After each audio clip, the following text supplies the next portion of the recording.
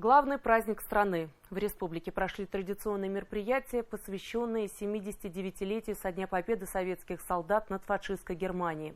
В Уфе в этот день открылся новый памятник нашему земляку Гази Загитову, герою, первому водрузившему 30 апреля 1945 года знамя Победы над зданием Рейхстага.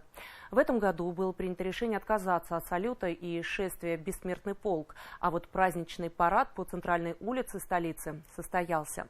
Больше 1500 человек отдали честь ветеранам и труженикам тыла. Одна из расчетных коробок состояла из участников спецоперации бойцов мотострелкового полка «Башкортостан». Хроники Дня Победы в материале Динары Таймасхановой.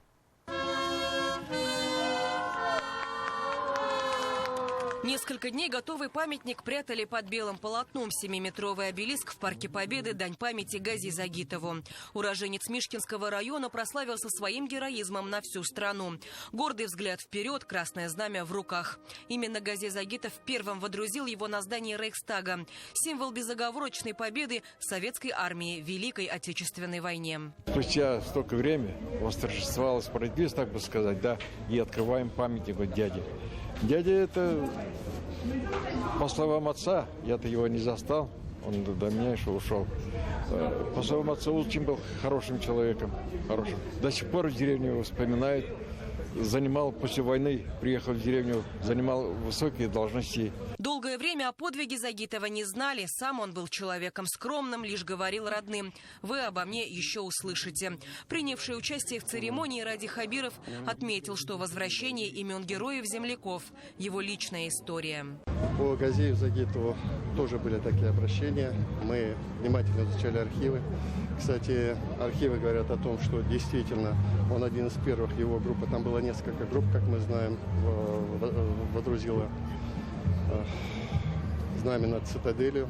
И дайте нам время немножко подумать, как это удобно и как это правильно будет сделать. Но мы, безусловно, сейчас открыли памятник и будем принимать еще меры. Вообще, несмотря на то, что уже прошло несколько десятков лет, 80 лет прошло с войны, но мы все больше и больше новых интересных фактов узнаем. И фактов о героизме наших, в том числе земляков.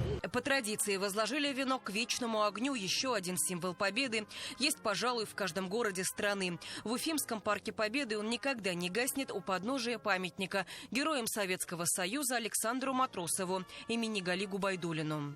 Совершившим героический подвиг Александру Матросову имени Гали Губайдуллину было совсем немного лет. Одному 19, другому чуть больше 20. Ценой собственной жизни, бросившись телом на амбразуру, они выполнили боевые задачи. На фронт из Башкортостана ушло более 700 тысяч человек. Сегодня в живых 124 участника Великой Отечественной войны. С каждым годом их становится меньше, и задача современного поколения – сохранять память о них как можно дольше. Еще один памятник герою генералу Шеймуратову на Советской площади. Место тоже особенное. Сам комдив уходил с этого места на фронт. Отсюда провожали военнослужащих на спецоперацию.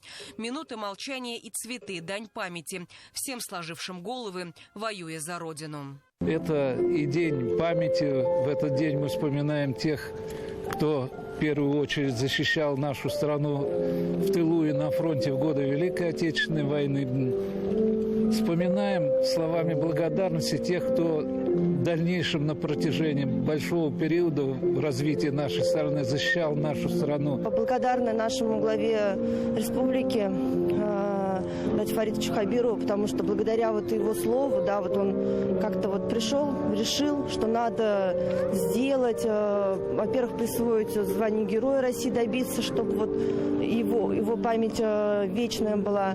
Потом этот памятник, который возложили в его честь, это очень достойно. День Победы для многих уфимцев – главный семейный праздник. Почти в каждом доме жил или живет свой герой той кровопролитной войны. Совсем юные жители города до конца, возможно, и не понимают значения праздника. Однако любовь к родине начинается с таких памятных событий. Патриотизм вырабатываем с детства, чтобы это понимали, знали, что это наш праздник, важный для нашей страны. Среди почетных гостей праздника – участники войны и ее свидетели. Воспоминания о годах минувшего лихолетия столетия свежи в памяти даже спустя десятилетия. День Победы очень трудно нам досталось в колхозе. Я маленьких лет с взрослыми работала. Нам кушать нечего было, петь нечего, одевать нечего. И все равно с старшими вместе работали. Слова благодарности героям Великой Отечественной и нынешним защитникам Родины выразил глава республики. Ради Хабиров отметил, что, как и в годы войны, Башкортостан вносит огромный вклад в общую победу над вновь поднявшим голову фашизмом. В судьбе России, мировой истории, эта великая дата запечатлена на века. В этот день мы вспоминаем всех, кто отдал жизнь, сражаясь за Родину, самоотверженно трудился в тылу, поднимал страну в послевоенное время. Всех, кто не дожил до наших дней. Сейчас, когда кровавые теракты уносят жизни мирных жителей, когда враг обстреливает российские города, нам вновь нужна победа. Окончательная победа над фашизмом. И мы ее завоюем вместе, всем народом, самоотверженным трудом, поддержкой воинов и их семей. Главное, чтобы наши герои вернулись домой, к своим родным, близким, живыми и невредимыми. Парад принимает военный комиссар республики Михаил Блажевич. В церемонии участвуют 22 расчета. Это более 1500 человек. Среди первых коробка бойцов мотострелкового полка «Башкортостан», которые приехали домой в краткосрочный отпуск. В зоне СВО они идут по тому же пути, что их деды и прадеды. День Победы для нас это память, главное. Напомнить всем, что мы победили в войне, а не кто другие, которые люди сейчас забывают об этом. В Европе, везде. И победа будет за нами. А такой праздничную площадь увидели пилоты малой авиации и спасательных вертолетов. Авиапарад уже несколько лет является неотъемлемой частью торжества на Горсовете и данью памяти героям всех времен. Габдрауфу Гарееву 98 лет. Война пришла, когда ему было всего 15. Сначала на фронт ушел отец, потом брат, а после и он сам. Водитель-механик легендарного советского танка Т-34 в 2019 году вновь проехался в бронемашине. Это была его давняя мечта, как и участие в параде в Москве, которую он исполнил в прошлом году. А уже в это 9 мая Габдрауф Гареев на сцене концертного зала получил из рук главы республики орден генерала Шеймуратова. Ветерану аплодировали стоя. Украину прошли, Польшу прошли. И когда Варшаву взяли, мой танк избили. Вот так. Я после этого своих экипажей не видел. Ни командира, ни экипажа остались.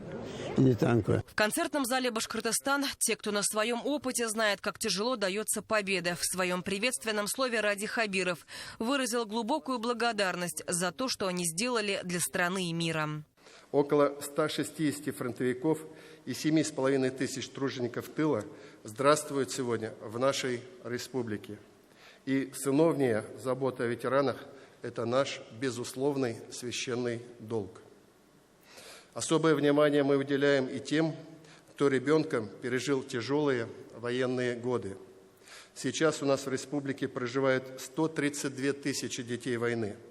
И нам нужно постараться также окружить их заботой, уважением и вниманием. В этом году не было шествия «Бессмертный полк», но дань героя можно было отдать и по-другому. Портреты предков украсили футболки, окна зданий и стекла автомобилей. В следующем году страна отметит 80 лет со Дня Победы. Подготовка к юбилейной дате уже началась. Динара Таймасханова, Артур Ханов, Равиль Архимзянов. Итоги недели.